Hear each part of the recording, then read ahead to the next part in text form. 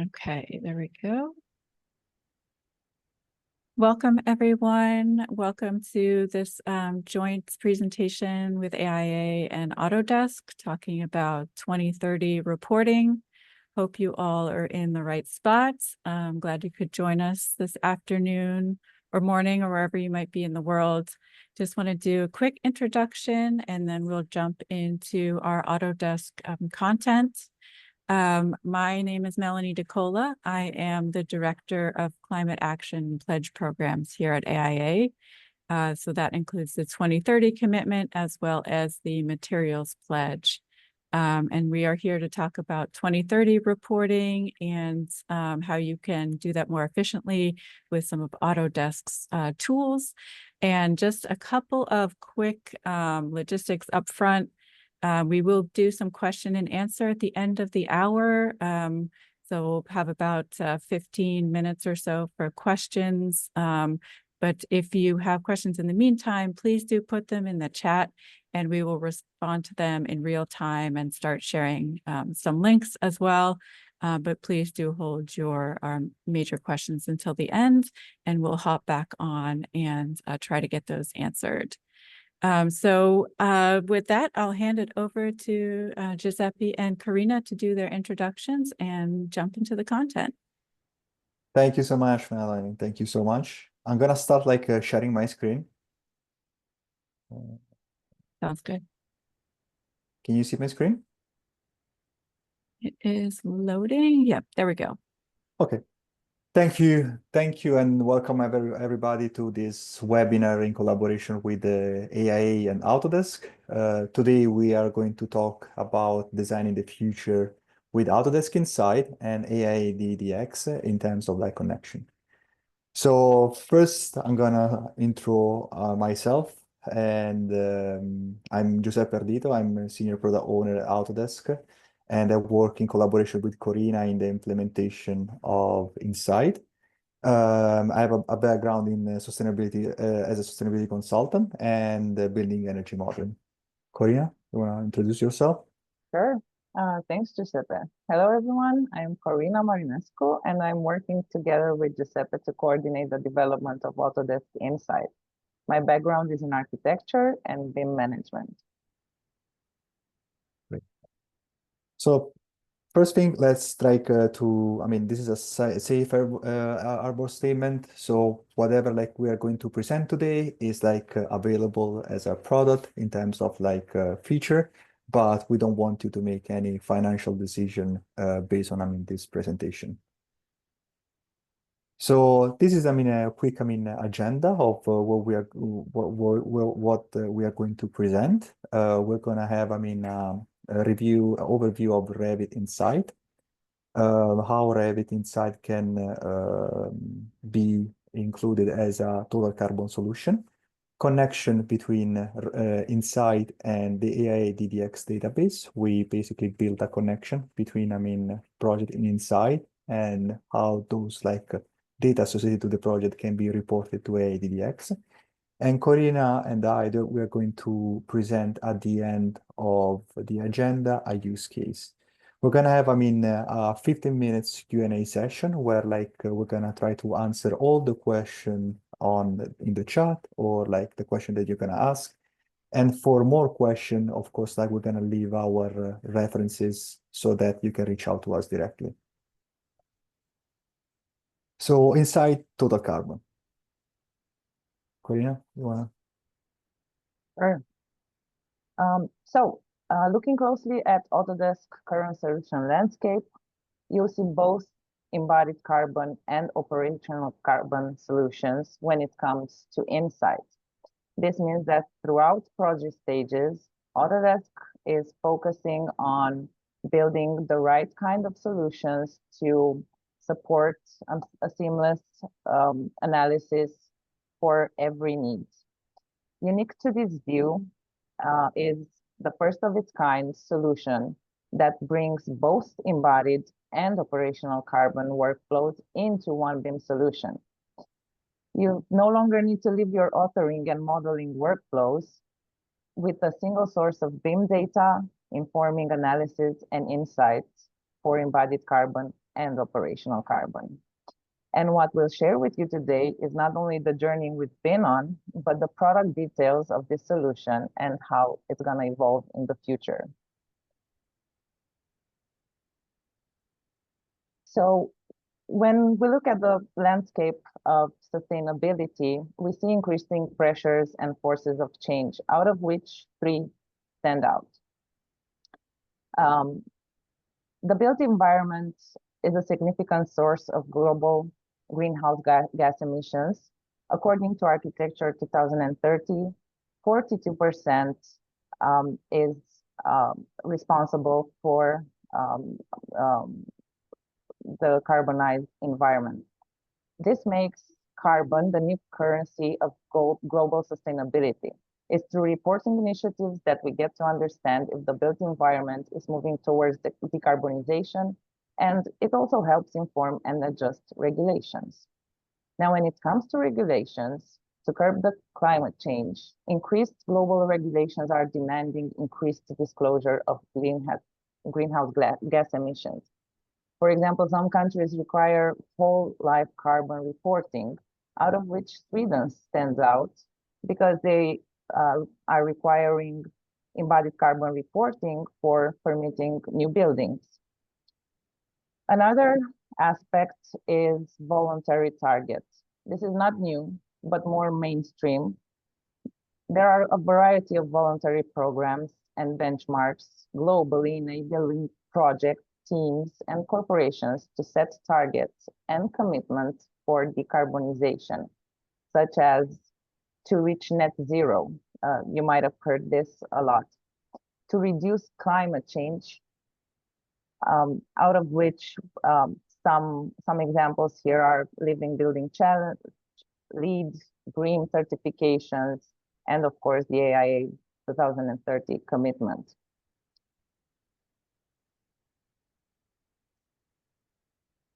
Next slide, please. So, as a refresher, I'm sure everyone has seen this view before.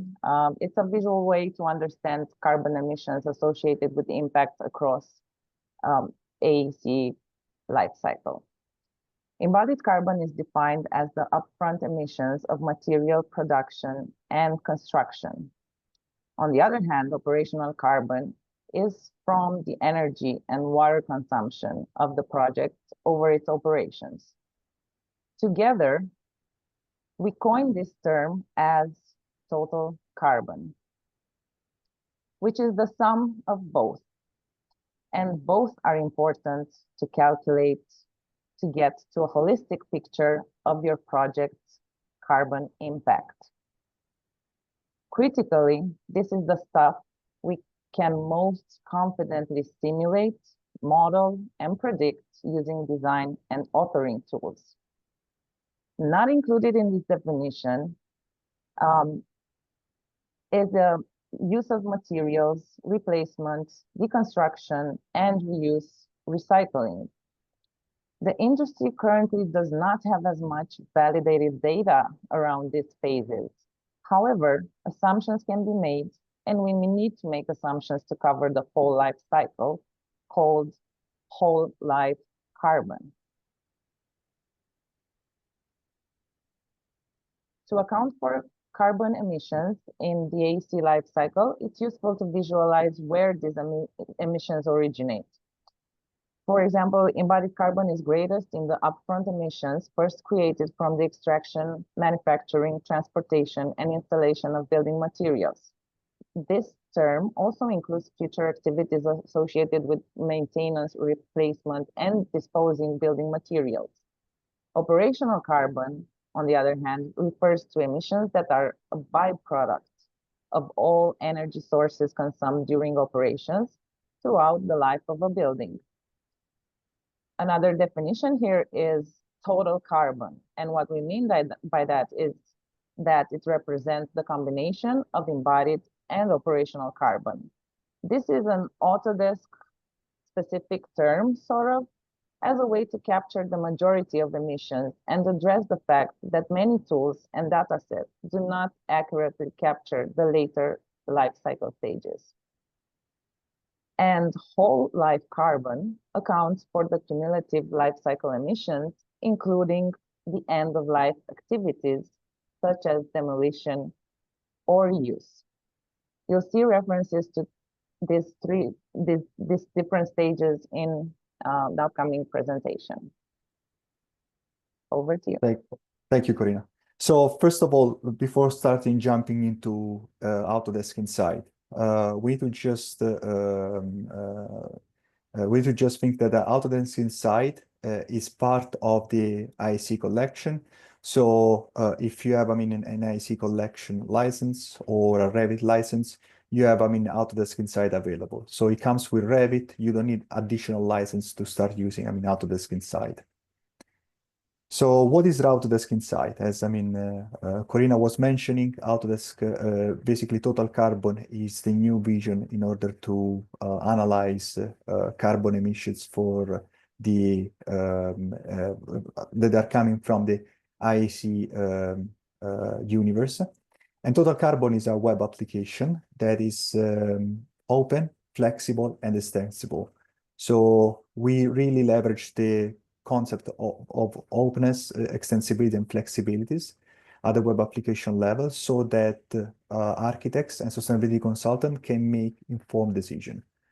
Total Carbon has not been designed as a reporting platform. This is something that we really want to share. The fact that Total Carbon help project stakeholders to make informed decisions, but the final goal is not reporting those decisions, for instance, to lead passive house or other kind of initiatives.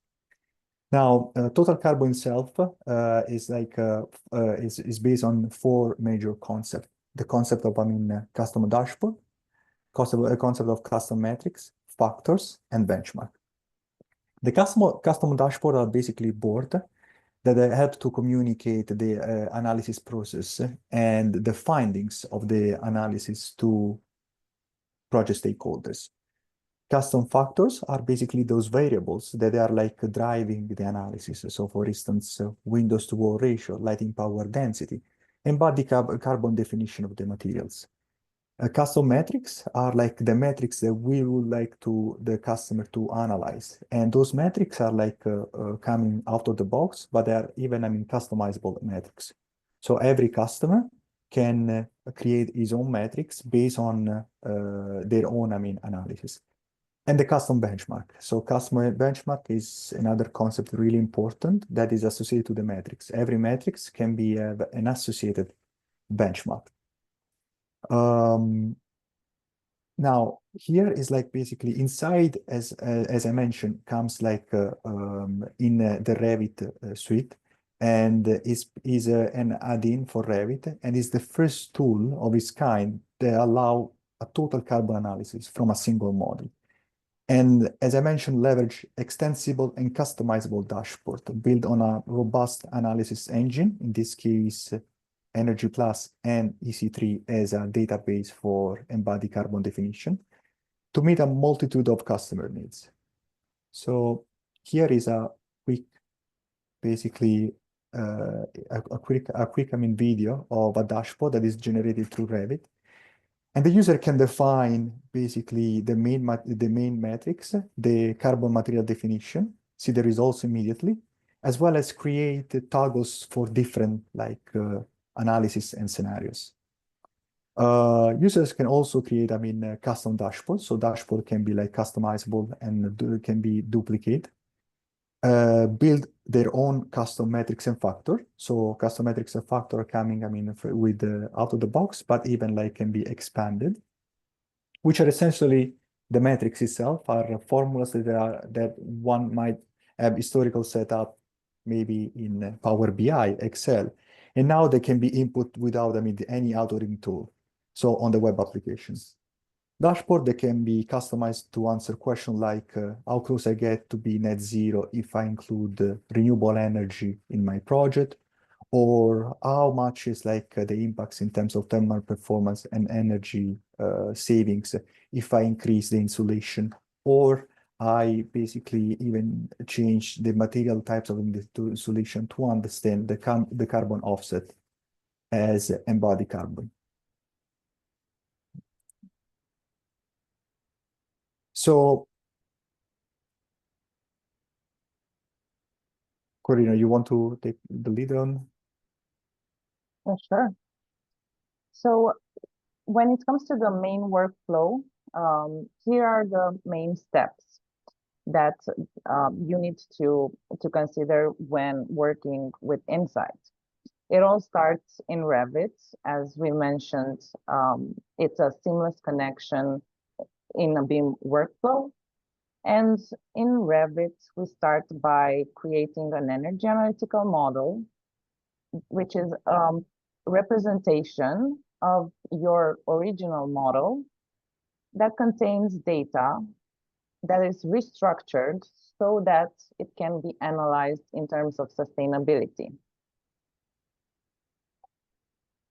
And then the workflow continues in Autodesk Insight. Now, let's take a look at what happens in Revit. You just find the Carbon Insights tab under the Analyze tab, and you click on the Analyze button to start the creation of the energy analytical model and follow the steps to submit the analysis to Insight. When you get to Insight, you will see an overview dashboard with the main metrics that define the initial results of your analysis. It's a great starting point to look at the numbers. The dashboard displays base run results. So whatever you have in Revit as the initial starting point in terms of parameters associated with elements, this is what the results will display here. And in the dashboard, you will also see factors that you can vary. When it comes to embodied carbon, we have a dedicated section to configure the analysis. Here is where you can visualize parts of the building, construction types, and you have breakdowns of results in charts on different levels. In this embodied carbon configuration page, you are also able to set embodied carbon definitions, associate them with the materials in your model, and you can also change them. If you have custom embodied carbon definitions, here is the place where you can also add your own data. For instance, maybe you have some environmental data from a specific manufacturer. In Insight, you are able to work with that data and drill down into the results in a visual way to identify carbon hotspots in your model and adjust this configuration. Great. So once basically you analyze in terms of total carbon your project through the power of dashboard metrics and factors, that's the time that you can start reporting to AIA DDX the results of your project. So there's been, a great collaboration between Autodesk and AIA to build a direct connection in terms of API between, that is an open API between the two, like source, Insight and the database. And we have an entry point at the project level where once the customer open the entry point, the major a form is going to be displayed, and major and all the information that needs to be reported per project to AIA are included. All the information that they can be reported through basically this connection. And now we're going to deep down into the form. But before that, I just want to mention that in terms of in order to connect and submit the information to AIA, for the page, you need to input your credentials, so firm key and user key as a first steps, so that you are able to submit all the project information to the AIA database. So as we know, AIA has, in terms of submission, consisting two basically part of data: mandatory data and optional data. So the first part of the form, that is, the upper part, is basically focused mostly is focused only on mandatory data. And those mandatory data are data regarding, we know the climate zone of the project, the location of the project, the square footage, same as the predictive EUI, baseline EUI, and target EUI. Regarding, those three metrics, the predictive EUI, baseline EUI, target EUI. For predictive EUI, we basically run energy analysis, and energy analysis on the base run, as Corina mentioned before, so that we can provide that data through, Energy Plus, that is an engine beyond the simulation. For baseline and target UI, we use third-party tool, and those third-party tools are chosen and picked based on the project location. So for instance, Zero Tool is for projects that are located in US and Canada. And the Target Finder Energy Star are for projects located in outside, those two countries. So for the rest of the international countries. In this case, we know that basically the target and baseline UI depends on the project location, but even the building types. And we get the building types. We leave customers to define the building types through dropdown, same as reporting year, phase of the project, and the design energy code that they were using. In order to be open and transparent, we even set the data source of all every data that we report as a mandatory data. So on the right side, you can see a column data source, and you can see basically where is the source that those data are coming from: Revit or Inside or third-party tool like Zero Tool and Energy Star. So once those are the mandatory data, we know that AI has even a second component that is basically the optional data. And for optional data, those are data that are can be input by the customer, so by architects or sustainability consultant, or can be even shared because are part of the inside analysis. So for instance, as optional data, we have renewable energy source. We have PV array. You can choose, from a dropdown, say as chiller type or estimated occupancy here, and energy modeling party. For the remaining, the one that you can see are with checkbox. Those data are coming from inside, and they are data related mostly on specific on the project input for the energy model. So lighting power density, windows to wall ratio, and a breakdown of the energy consumption per energy type. So electricity, natural gas, district heating, cooling, and diesel. And last but not least, sorry, the electricity from renewable energy on site. This is a data that you can basically share as a metric. So you can create your own custom metric and share this optional data as well. Once you review all the form, fill up the remaining items, you can submit the form thanks to the fact that you input your firm key and user key credentials into the form. And those information are going to be transferred on the AIA DDX database.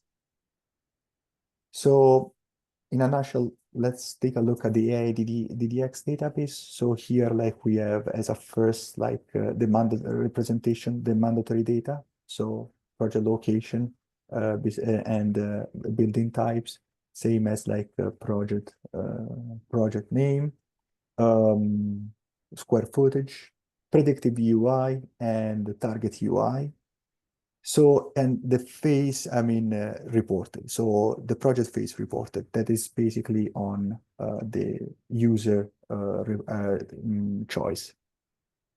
Same as always looking at and to confirm like this, like sharing, this connection between AIA and inside, the fact that basically here you can see the data that has been reported through the form to AIA.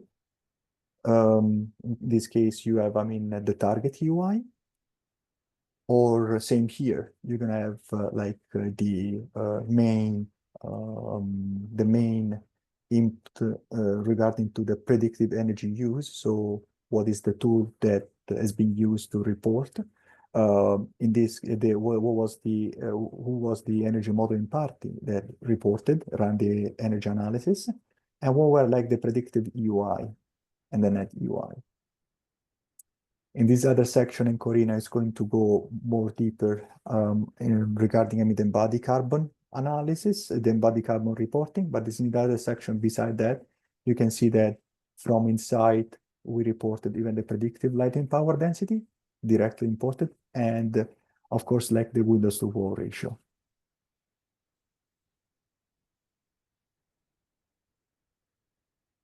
Corina, you want to lead the embodied carbon part? Sure. When it comes to embodied carbon, AIA DDX is providing us with some fields that we can manually use to enter the data that with the results that we got in Insight. So basically, although embodied carbon reporting is not mandatory yet, it would be a good exercise to start looking into embodied carbon results so that you can be prepared for the future. Here you can select the carbon modeling tool version, the phase of the project, and specify in a very flexible way what in scope in terms of main building components and what LTA stages you are going to report. There's even a thoughtful consideration to report biogenic carbon that is based on the emissions related to the natural carbon cycle, mainly, for example, carbon that is stored in timber products that are used in the building. So let's just dive into a use case where we have a model in Revit that for which we generated the energy analytical model. We're looking at analytical spaces and analytical surfaces to understand if the data is represented correctly, and then we submit the analysis to Insight. Very quickly, you will get to the overview page where you can see the main sustainability metrics that we calculate on Apply, with a breakdown of the constituent components. For example, for embodied carbon, you have the numbers for each analytical surface sourced from Revit, and you have the breakdown for total carbon. And that's not it. You also have a factor regarding building lifespan that allows you to understand how these numbers progress over the reference study period of the analysis. So yeah, talking about like the reporting, here is the entry point that I was describing. So basically you can enter through the entry point, the form for reporting to AIA DDX, and fill up the remaining items that are like open to customers to be filled. The rest is basically automatically for the mandatory data field. For the optional data, there are like data that can be pick and choose to be shared and reported to AIA-DDX. So in this case, we are selecting all the data. And as I mentioned before, for the electric from renewable on-site, it can be like reported. And you can create basically your own metrics on the dashboard that can be used as renewable from on-site, so that it's going to be a data that can be reported. Once you submit your form on the AIA-DDX website, you can basically go over the entire project in terms of portfolio and complete the latest step and missing items in case there are some missing items that you didn't that you didn't submit it or you wanted to add it. And you can take a look per each basically project phase at the UI, all the major metrics. Here you can see the renewable, and here is the embodied carbon. When it comes to extending the analysis, here we have created a simple dashboard that looks at the photovoltaic carbon offset. And in our Insight forum, you will see a detailed step-by-step tutorial on how to configure that. When it comes to configuring embodied carbon, on the other hand, here you can go to our dedicated dashboard, where you can see the breakdown of materials and inspect the selection in the 3D viewer.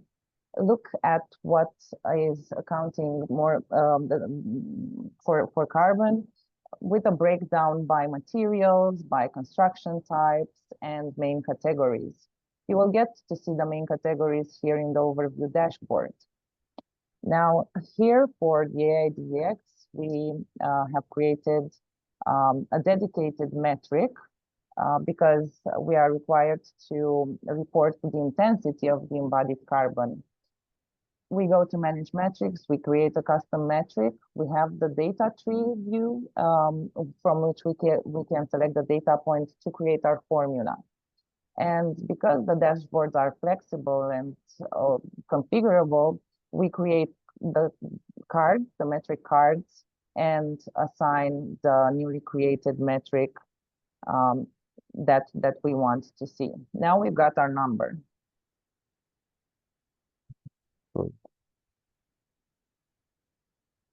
So in AIA-DDX, we basically get the number from the embodied carbon intensity that we just defined. And we are going to leverage this flexible way of creating formulas and dashboards to fill in the details for AIA-DDX reporting. As you can see here, there are many metrics that you can create, and there's even an example in our forum about a possible LCA extension. Here you can select the tool, the phase, and the construction type, select what is applicable, and the product stage, and submit to AIA-DDX to have the overview of your portfolio that contains a reporting of both embodied and operational carbon.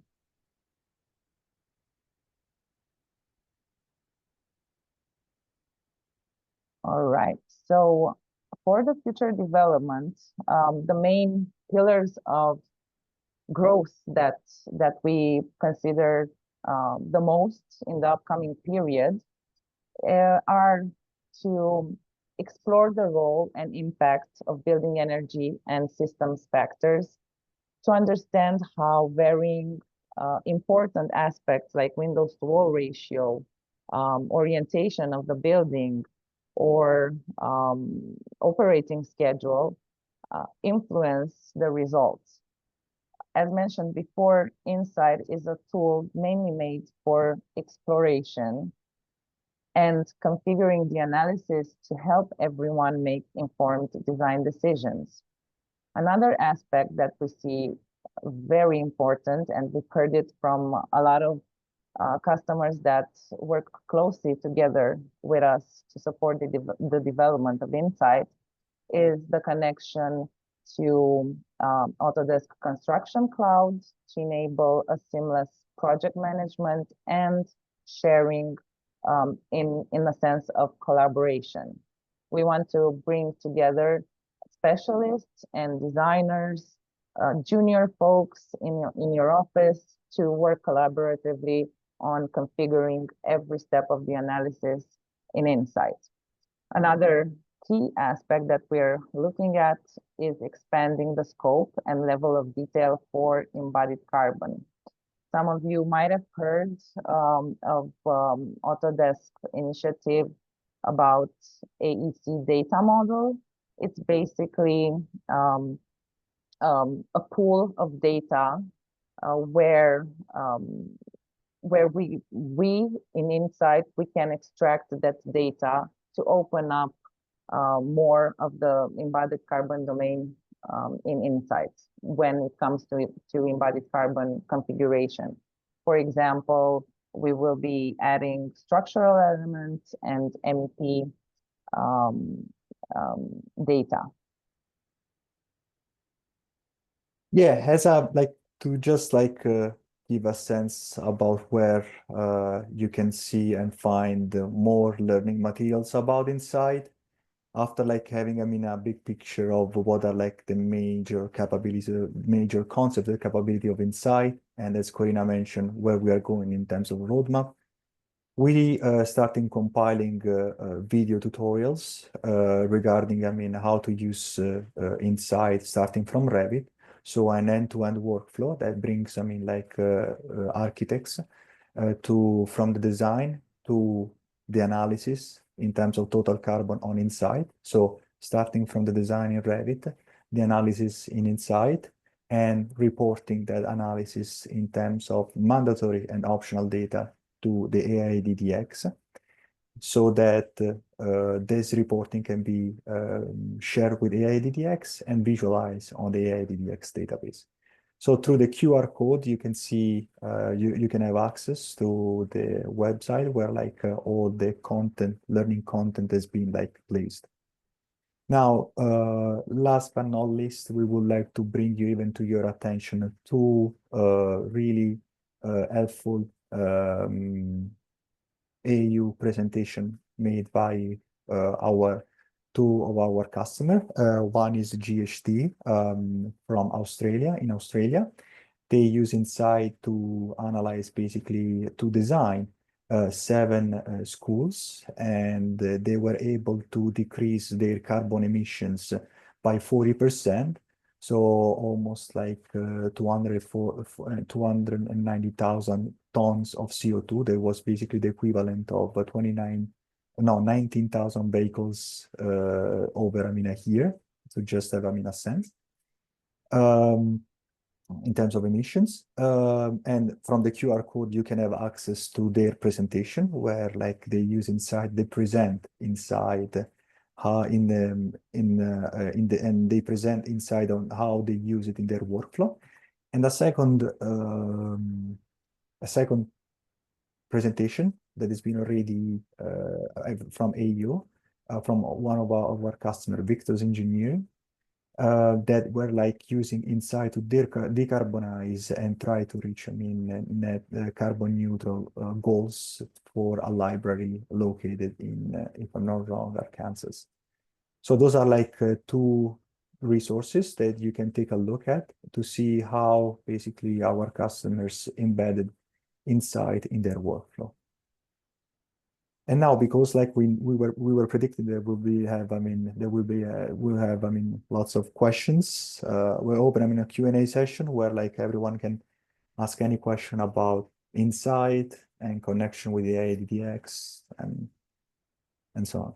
Yeah, thank you, Giuseppe and Karina. I'm kind of thinking that instead of having people unmute, we can go through some of the questions in the chat because it's been fast and furious. And thank you for Karina for jumping in where possible.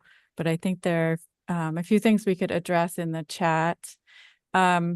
What about multiple use types? Are you able to do that via Insight connection into DDX? When we say multiple use types, what does it mean? Collaboration of Insight and connecting? No, like having a mixed use building with different use types within a building.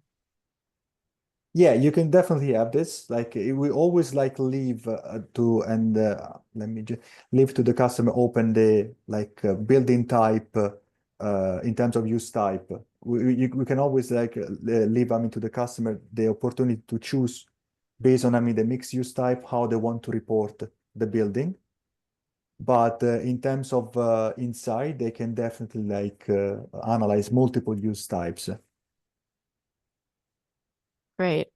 Jumping to one that was in the Q&A section, can Insight account for multi-system and component HVAC systems? Does the Insight model consider what is modeled in the mechanical model? Yeah, this is something that Corina expanded more on our roadmap. So far, it doesn't count on the other discipline besides the architectural discipline. So basically, all the components like electrical or mechanical are not counted in our quantity takeoff or embodied carbon. So if we're gonna use these quantities for the embodied carbon, but as Corina mentioned, we are is on our roadmap to opening to other discipline. At the same time, we can definitely leverage the power of factors so that basically those components, they can be defined as a rule of thumb in the embodied carbon metrics so that they can be reported. Okay, next question. In the past, we've encountered some challenges with insights with errors without providing detailed information, making it difficult to debug. Has there been any progress on that? Yeah, so we are aware about them. Sometimes customers are facing some problems in terms of especially energy simulation. Of course, we are getting, because in Insight now, compared to old Insight that we called Insight GBS, because Insight runs through a new engine that is basically Energy Plus, is way more stable than the DO2 engine that is basically the old Insight GBS. So far, most of the bugs and the errors that that were coming from models can be solved directly through the application of the algorithm, the new algorithm, Energy Plus. So far, everything is more stable. Of course, we're encountering in edge cases, and Corina and I, you can always reach us through basically our customer support team or through the community forum, so that we will help you to troubleshoot in case your model, in case you face any of those blockers. All right, great. Here's a little bit more detailed one. We use Title 24, including both conditioned and unconditioned areas to ensure an accurate EUI baseline and target. In Insight, can we adjust the square footage, I'm assuming, to align with Title 24? Sometimes the building square footage differs from that MEP used for Title 24 calculations. So yeah, this is a great question. So first of all, I just want to mention Insight itself is not being defined as a platform that is a reporting platform or a code compliance platform. So that's to just reinforce. But of course, Insight through the power of factors and metrics can help engineers and architects to understand if they comply. But it's not going to be like the platform that is going to provide a report that needs to be submitted for compliance. And still, there are so many like initiatives, so many regulation that they require specific like calculation that inside, of course, they can provide, but is in the essence of the platform is not like be a reporting one. Right, next one. This is a great one about embodied carbon. When working with existing buildings, how do we calculate embodied carbon when little or no information about the construction? Is it possible? Do we have to just make assumptions? Any guidance on that? Sure. So in the world of embodied carbon accounting, when it comes to methodologies, they all say one thing. If we were to reduce it down to the core information, everything is permitted in terms of assumptions as long as you provide the proof of the source of the data where those numbers come from. So inevitably, as we presented in that LCA slide at the beginning of the presentation, there are stages that require assumptions. Maybe we're at an earlier project stage. We don't know how much of the materials will be recycled. We don't know, for example, how the transportation to site is going to look like, because maybe we haven't decided on the manufacturers and we don't know the distance from the plant to the construction site. There are methodologies out there, and there are,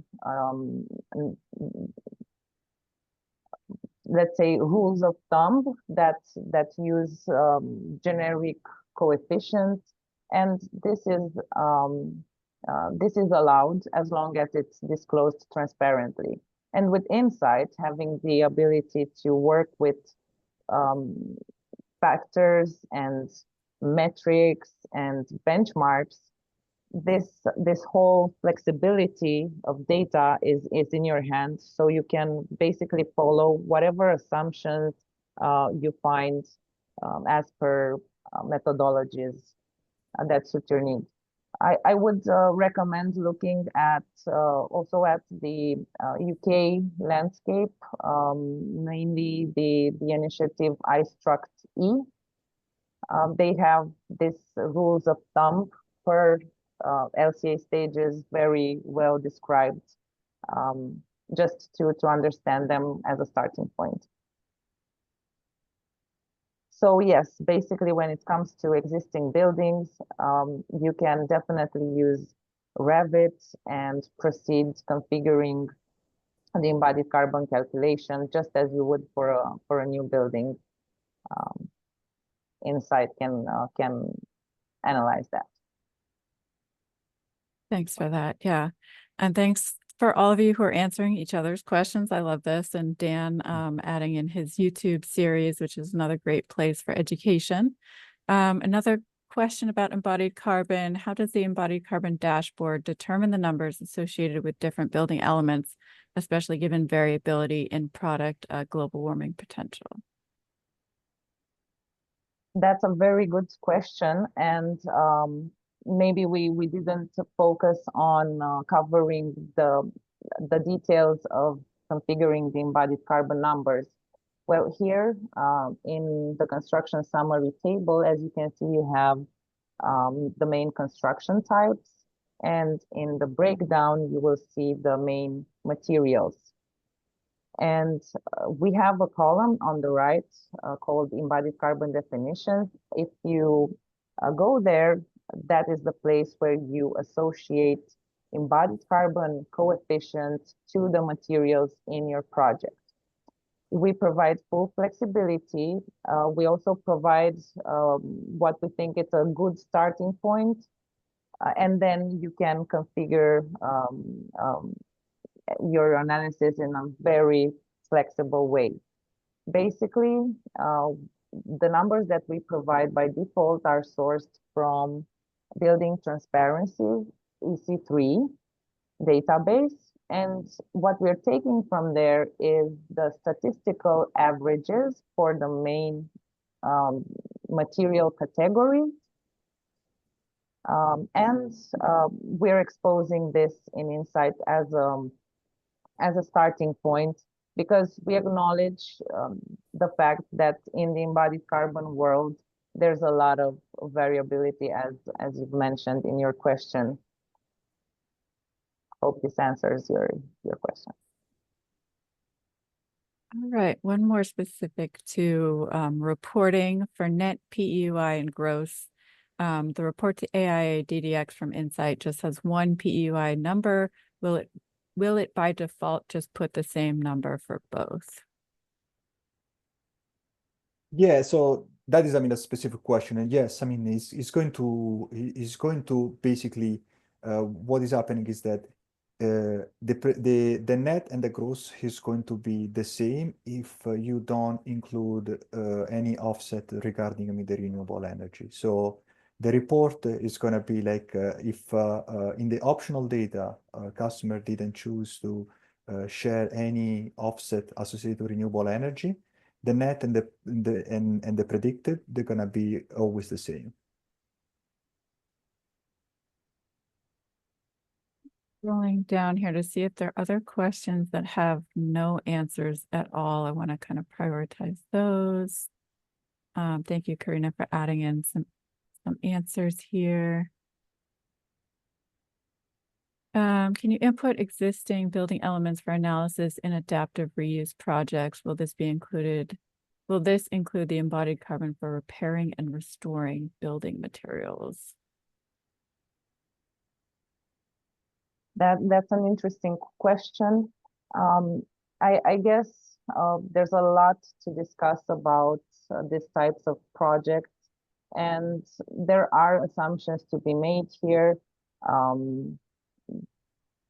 Embodied carbon associated with some elements and some assumptions should be extracted from the initial embodied carbon for other elements. And this is where I would recommend looking at factors and metrics, because it is possible to associate the data from the building element and expand it based on your scenario about deconstruction or recycling.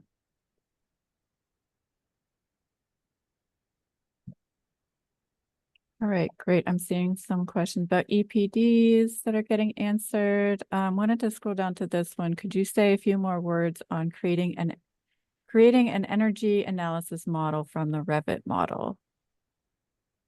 Sure. So in Revit, we recommend everyone, if you're not familiar with the creation of an energy analytical model, we recommend everyone to get started with the Analyze tab and the Energy Optimization panel that's right next to the Analyze and View buttons that take you to Insight. Look at the energy settings, understand what those energy settings are. There's plenty of materials in the learning links that we inserted in the chat here and there, and in the slide that contained the QR code.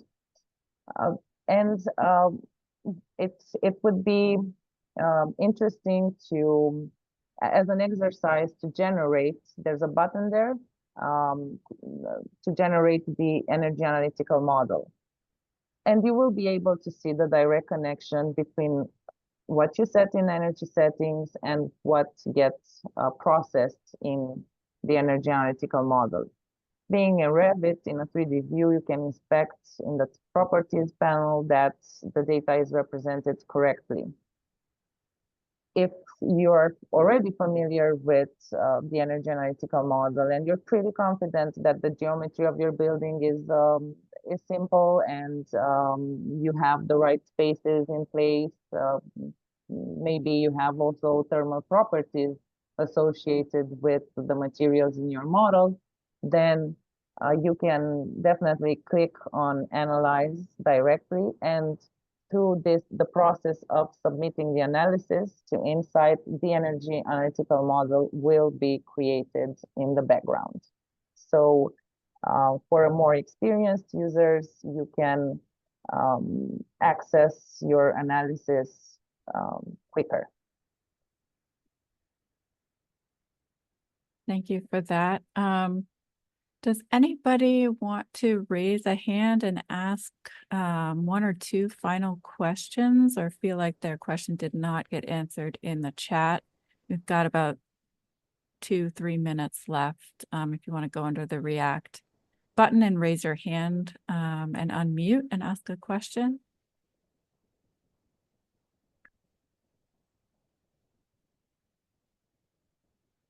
Not seeing anybody yet. Hopefully that means we got to everybody's questions and they're coming away satisfied, all the content.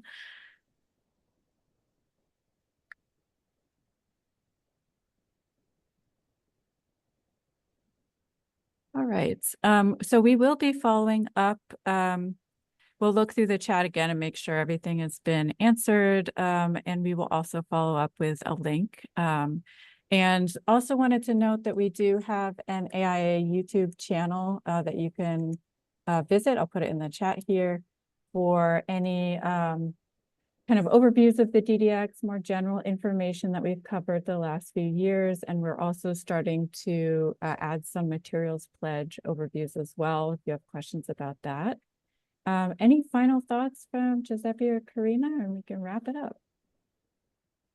Yeah, first of all, I would say thank you so much, for from AIA to hosting, this webinar about, Insight. And for any other question regarding, Insight, total carbon, embodied carbon, please feel free to reach out to me and Corina. We are always, available to answer your question. You can easily reach out to us through the Insight community forum, so that, we can get back to you as soon as possible with all, the replies. Thank you so much. Thank you very much.